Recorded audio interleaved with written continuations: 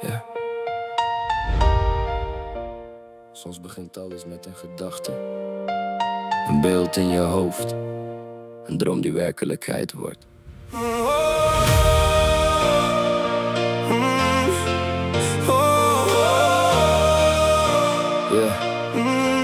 Ik kijk vooruit, ik zie de weg voor mij. Ook al is het donker, ik geloof dat ik er kom, ik blijf vrij. Elke stap die ik zet heeft een reden en een doel. Ik bouw aan mijn toekomst, ik weet wat ik voel.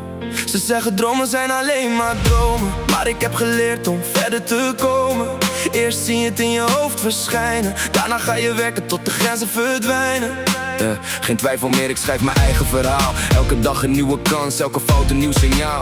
Wat ik vandaag nog alleen maar kan zien, wordt morgen mijn werkelijkheid misschien.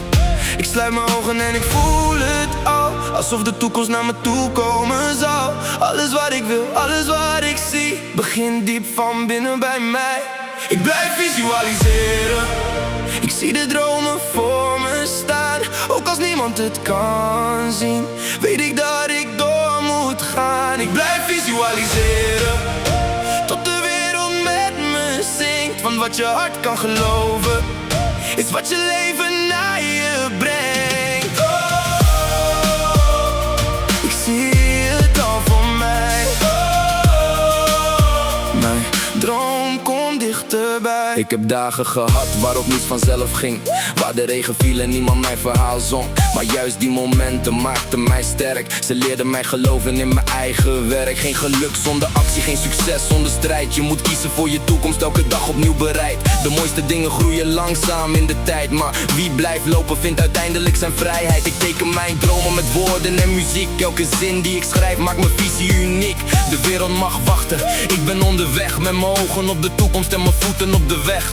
En als de nacht komt en niemand mijn dromen ziet, blijf ik geloven, want opgeven doe ik niet. Ik blijf visualiseren, ik zie de dromen voor me staan. Alles wat onmogelijk lijkt, kan ooit werkelijkheid bestaan. Ik blijf visualiseren, ik voel de toekomst in mijn hart. Elke grote overwinning begint ooit met een kleine